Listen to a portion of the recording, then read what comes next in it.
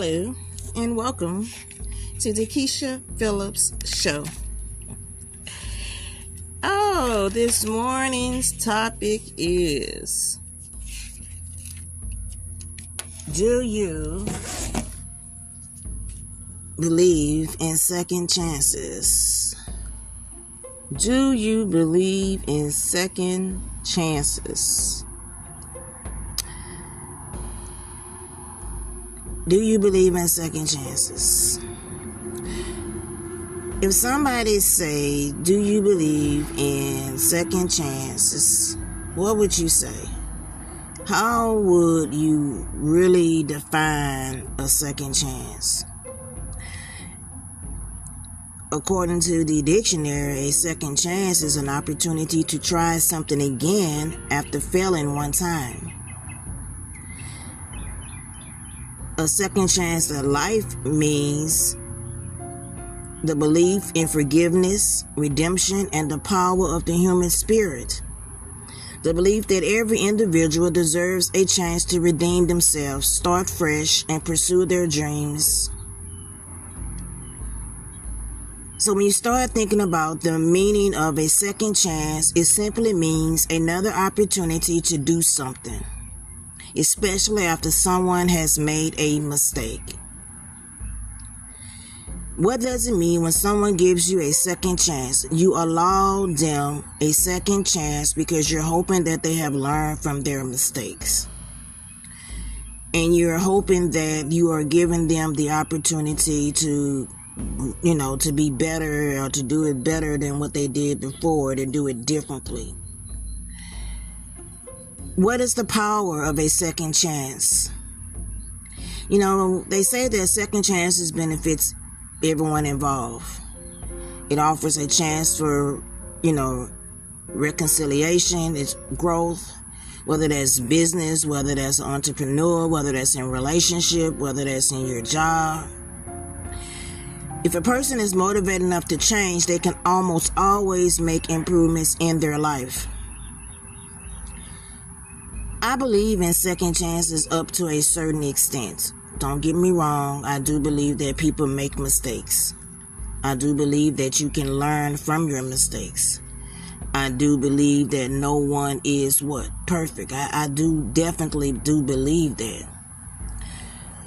But I don't believe that a person deserves a second chance if they're constantly doing the same thing over and over, regardless of how many chances you give them. And if the pattern is still the same, then why would you continue to give them chance after chance after chance? Whether that's a second chance, or third chance, or fourth chance, or so be it. You have already given them ample amount of opportunities to change, and nothing has changed.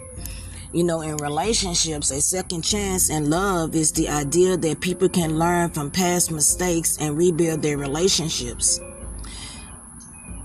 I'm very, very, I guess you can say, when it comes to second chances in relationships, it's hard. It's hard for me to say, okay, I forgive you. We're going to start over. We're going to try again. We can work this out. It's going to be better this time. I get it that you made a mistake, because I just don't believe that everything is a mistake. Some things, yes. Some mistakes are made because you didn't have any way of knowing, the things that you may have needed to know for it to be different. I get that. I understand that. I respect that. But when you start talking about second chances when it comes to your relationships, and it's your boyfriend, your fiance, or your husband, and he's out there cheating, and he's, lying and being dishonest, there are no second chances in that. Because my thing is, you don't accidentally cheat. You don't accidentally wind up in bed with another person. You don't accidentally be dishonest. All those things, as far as, to me, are choices. A choice that you have chosen to make. And I always believe that as long as you're willing to give somebody a second chance, they're going to continue to make and break your heart. They're going to continue to do the same thing over and over and over. Why? Because they know that you're going to at some point forgive them. No. That's me though. In my book, sometimes, it says, is your relationship strong enough or powerful enough that you are willing to give that person a second chance regardless? And some people say that second chance relationships can be powerful and emotional. And sometimes it's about whether or not a couple have learned from what makes relationships last. And then sometimes it can be dangerous because, say for instance, say you're the woman and your man cheated and y'all separated and you went out and you start dating again and you meet somebody else and they're dating and they're dating meeting somebody else and things like this. And then the moment that woman start having feelings for somebody else or seeing somebody else, then here come that man. He's going to come trying to scroll his way back in. Because the jealousy is going to kick in. The jealous and the thoughts of you being with someone else. It's never about them being with someone else. It's about you being with someone else. Okay? It's okay as long as they're doing it. But then when it's the other way around, then they starting to feel that jealousy, that envy, They caught up in their feelings and all these type of things. And then they're thinking about what they're doing, okay? And then they're like, okay, but now you're doing that. So it's not going to be the reaction that the man gives is not going to be the same reaction that a woman gives, because women are more loving. They are more forgiving, So my thing is, if you're considering giving a partner a second chance, it's important to think about what's involved when you're ready to try to work out and repairing that relationship. You got to think about healing from the hurt. You got to think about rebuilding the trust. You got to think about being intimate again, whether or not you even feel. See, my thing is, this is my biggest thing. Once my man, I guess I'm going to say, cheats, and he then went and been with another woman intimately, we can't fix that. See, that's the one thing that when it comes to relationships, you cannot fix. You cannot fix intimacy. Once a man go out there and cheat and be with another woman, you can't fix that. That's the one thing that's not fixable. And that's where my problem comes in at. Because my thing is, once you done went, you done went out there and you done explore your, all this, that, and the other, and now you not happy because the grass ain't greener, it ain't better, and all this kind of shit. Now you want to work shit out at home. Or now you want to work shit out with your girl or your woman, your fiance, or whatever. No. See, that's where my problem come in at. Okay? It doesn't matter if you're in a same-sex relationship, whether you're married to, the same, it doesn't matter. The outcome is still the same. As far as I'm concerned, once you go out there and fuck another, that's a done deal. We not going to fix it. Okay? Because I, personally, my whole attitude, my concept is this. I don't know where that female been. I don't know who that female done been with. Okay? So you don't get the opportunity to go and be with another person on that type of level and think that we're going to turn around and now we're going to be intimate again. Now we're going to work this out. And no. See, that's where the problem comes in. That's why I can't fix it. Okay? Because when I decide to be with a person, then that means I have trusted you. I have taken the time to get to know you. We have built up to this point. Okay? And everything that we have is special. It means something. I'm committed to you. I'm dedicated to you. I'm loyal. I'm faithful. Okay, I'm not going to go out there and I'm not going to go cheat or do anything behind your back. So therefore, you don't get to go I'm not going to go test my waters. I'm not going to go out there and see if the grass is greener. Okay? It doesn't matter what the man's saying in my ear, la, la, la, la, all that. None of that matters. I'm not going to go out there and explore options. Okay? Unless we just not together. And if we ain't together at that point, then then that means it ain't gonna be no working out. We ain't gonna work it out not even at a later date. Okay? That's what that means. So that means we have officially said we moving on, it's over, non-fixable. That's another reason why I don't give second chances. Because once it's over, as far as I'm concerned, it's over. What is there to fix? What is there to work out? If we could not work it out while we were together, how in the hell we gonna work it out after we done been separated and decided we gonna do our own thing for X amount of days, weeks, months, or whatever? You don't turn around and as far as I'm concerned with me, we ain't gonna turn around and now we gonna talk about let's sit down and let's fix it. Fix what? Fix what? Because once a man, as far as my man, go out there and he go sleep with another woman, it's over. We'll never sleep together again. Never. Ever. We'll still be friends and every damn thing else. I forgive you and we'll just be friends. But as far as us together, there is no togetherness. Because once you do that, you have betrayed that togetherness. You have ended everything that could ever be between us going forward. That's what I mean by I don't give second chances. See, I give second chances, but if you cheat, there is no second chance coming after that. We don't work that out. We don't work that out. It doesn't matter how much I care about that person. It doesn't matter how long we have been together. Once you cheat, because I'm the type of woman I feel that I'm going to handle my business. I'm going to take care of what needs to be handled.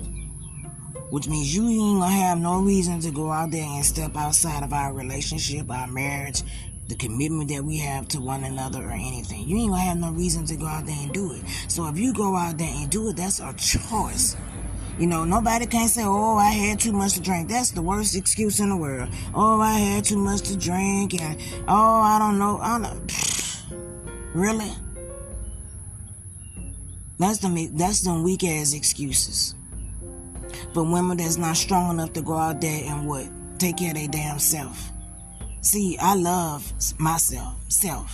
Self-love. Self-respect. See, those things are important to me. So you don't get to do me no any goddamn kind of way and think we're going to still have a happily ever after. Because the same things that I'm able to do with you, I can still do without you. See, I've learned that I've come to a point in my life, I don't need a man to complete me. We can either complete each other or I can complete myself. But whether I'm with you or without you, my life is going to go on. It's going to continue. I'm not going to sit around and be moping and crying and acting like I can't get through the day because me and my man, God damn it, don't make me put it in the wrong context of words. Because I just say straight up just how it is. Okay? But because this is the Keisha Phillips Show, and although it is catered to a mature audience, I am still trying to keep it as clean as possible and on a professional level. But I tell you now, but I'm not going to take it there. But second chances are good, but they're only good as far as I'm concerned to a certain extent. Jobs, yes, I can see sometimes on a job a person giving a second chance because they make mistakes. That's applaudable. I get that. I understand that. I would do that even myself. But relationships, no. Not if intimacy is involved. Okay? Now, next I'm going to go into, is there a second chance in love? Not if that person have been with another woman. Then no. We would not be able to, we can't rekindle that. I keep saying that. We can't rekindle that. We can't fix that. You know, in love, everyone deserves honesty, respect, commitment. If you ever get a fresh start in life with something, you got to go all the way. You know, love is a journey, and sometimes a fresh start is needed to find the right path. You know, you have to be able to trust. You have to be able to trust. You know, I can still be friends with a person even though we're no longer being intimate. You know, everybody can't do that. But I always feel this way, and I don't think that's ever changed about me. If it's good, if it's good between us, then why would you cheat? You know, why? If you happy and I'm all these wonderful things that you're saying, and you know you're in love and you don't never want to lose me, and all these things, you know, then that's when I be asking the question, then why do it? Why do it? Because one thing is, from the beginning, I'm upfront from day one about what I tolerate, what I ain't gonna tolerate, what I put up with, what I ain't gonna put up with. And one thing I always tell people is, I am not going to put up. You don't get to what? You can't be no hoe in no fucking street. You don't get to disrespect me, and you sure as hell don't get to put your fucking hands on me. I'm upfront with that. I don't sugarcoat it. I don't beat around the bush. That's just who I am. I fight back. I'm gonna fight your ass back, and if I get tired, because you don't seem to get the understanding, I'm gonna bust by about 32 fucking rounds in your ass. Okay? That's just what it is. I don't have to put up with nobody mistreating me, or putting their hands on me, or trying to be physically harm me in any type of way, because I am gonna always defend myself. I have a right to protect and defend myself. And if I feel that, you know, you're a threat, or in any way my life is in danger, or you're a threat to my life, then I'm gonna defend myself. You know, it doesn't matter how many different ways you can say, I want you, I love you, you know, I'm glad we're together, I'm glad you're in my life, you know, let's do this together, I love the way our relationship is going, I want to be your wife. You know, you can say these things over and over. You can enjoy being with them intimately, you know, in every way. But do that mean at the end of the day that person won't go out there and fuck around? You would think no. You would think no, because damn, you doing it. You doing everything that possibly. So what causes that? See, that's why you go into that next question. What causes a person to cheat or to be dishonest? When you are doing everything that you should be doing as a woman for the man that you love, care about, respect. You know, you're married, whether it's in marriage, whether you're engaged, whether, you know, that's your significant other. You're doing it. But yet that person's still cheating. Still, you know, at some point, what do you do? At some point, what do you do? What do you do? Well, goal number. Are we on goal number 10 when it comes down to substantial goals? We have went over goal 1 through 9. So now we're going to go into the substantial goals, which are also known as global goals.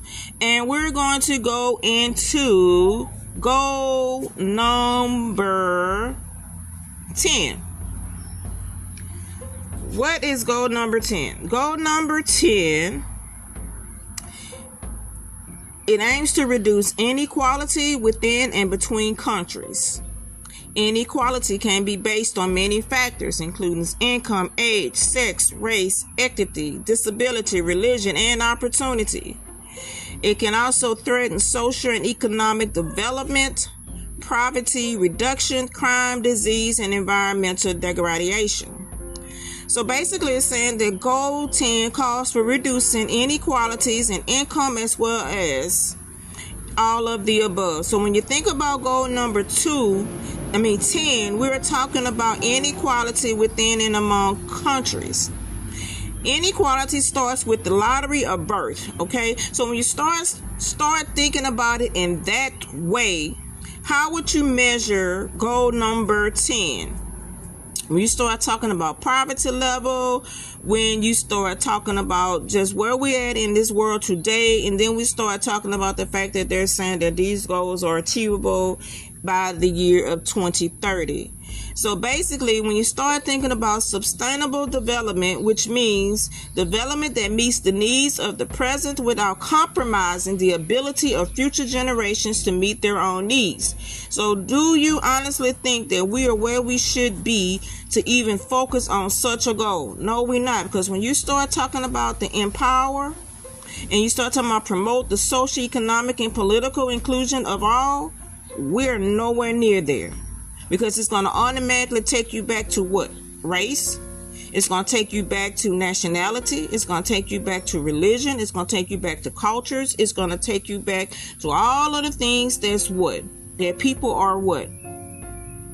All the things that's creating all the issues that we're facing right now, and we're in 2024.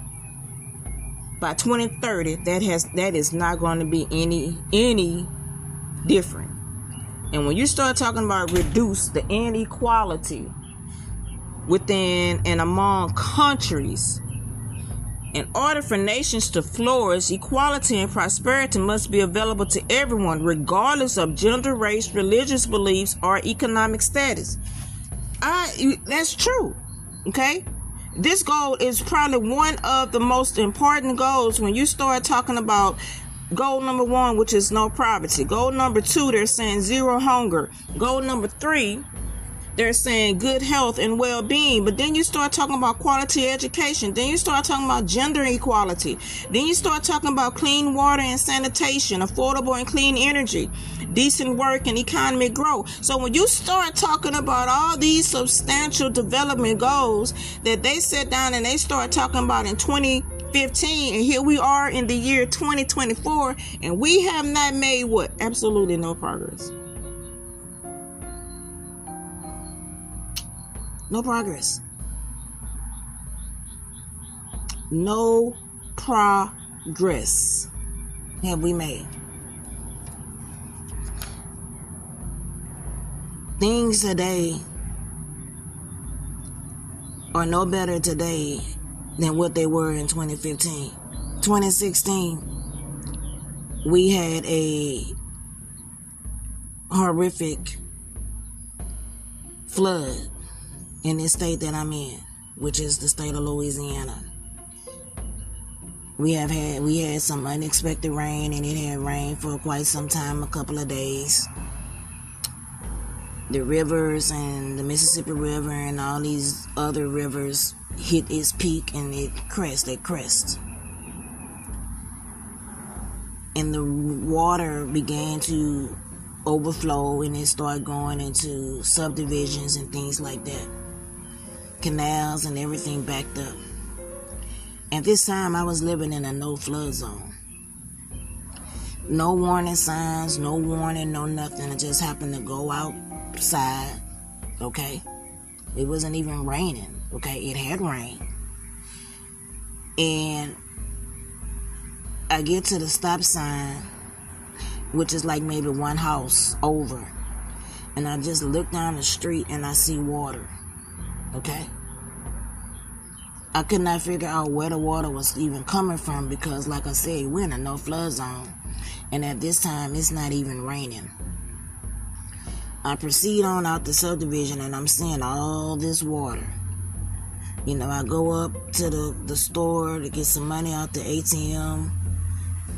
And then I proceed on back to my home and I say, you know what? We need to evacuate. And at the time, nobody could understand why. And I say, because there's water coming. Okay? I'm not sure what's going on, where this water is coming from.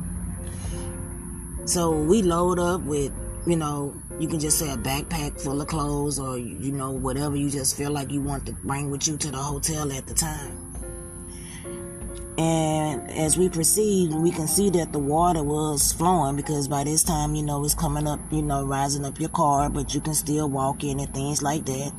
You know, people putting sandbags and things like that out, but you're really not thinking too much of it. But I'm saying to myself, this doesn't look good because we're in a no flood zone and now you got this water just flowing and nobody is saying anything. Nothing is on the news. Nobody ain't saying nothing. So we proceeded and went on ahead and checked into a hotel. And I guess maybe about 3 hours, 4 hours later, family members of mine decided that they were going to go back to the home to go get some more things. Where by that time, the water had rose so much you couldn't even get back into the subdivision by vehicle. So they walked. So they walking through the subdivision, and by this time, just walking, the water had gotten up to their chest. Okay, so they're trying to walk through this water that has risen all the way up to their chest.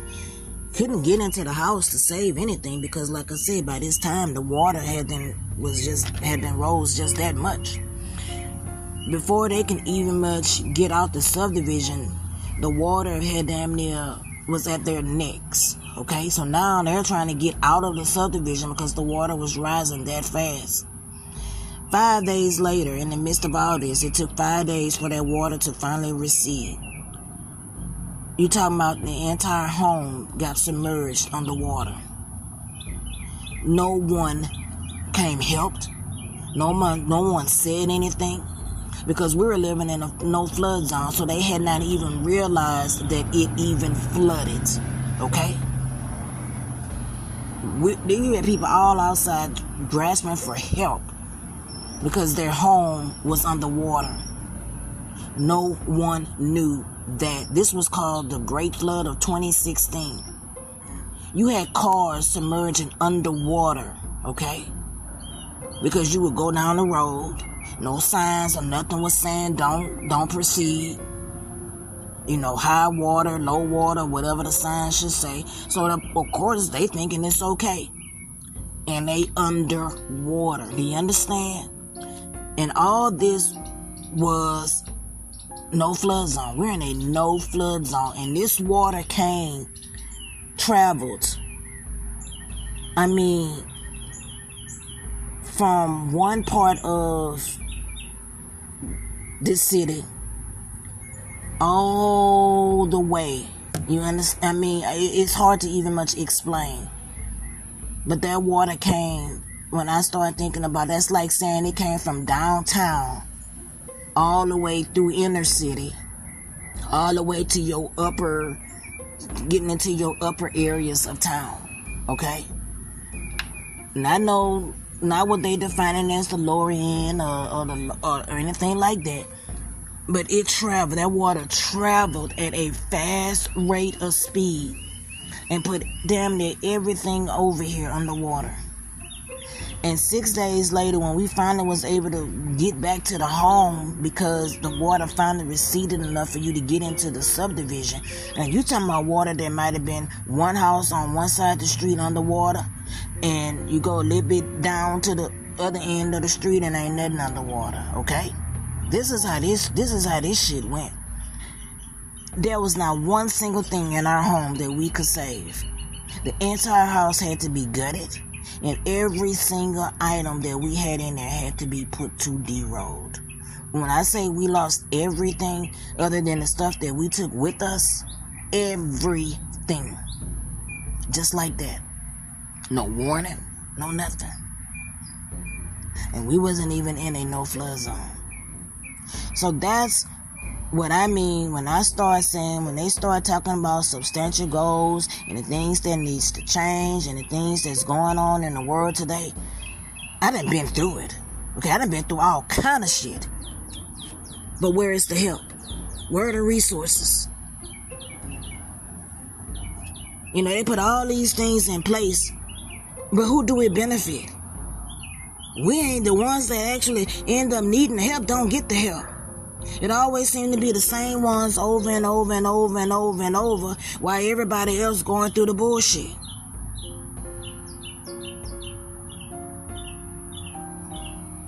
I tell you that story because, yes, this is a hurricane state that I'm in. But when you start looking at these goals and you start looking at the fact that how long these goals been in play, I guess you can say, and we at goal number 10 and you talking about reduce inequalities, and then you go to goal number 11, they talking about sustainable cities and communities. Am I about to laugh? No, I'm not. But it's like they just put the shit on paper and nobody ain't doing a damn thing. That's one of the reasons why this presidential election coming up is so imperative. It is so important. Open your eyes, America. And this even applies to surrounding nations, because when you start talking about substantial goals, global goals, we're talking about everybody. United Nations is not just in the state of in the United States of America. They got headquarters all in every part of the world. I'm Keisha, and you've been listening to the Keisha Phillips Show.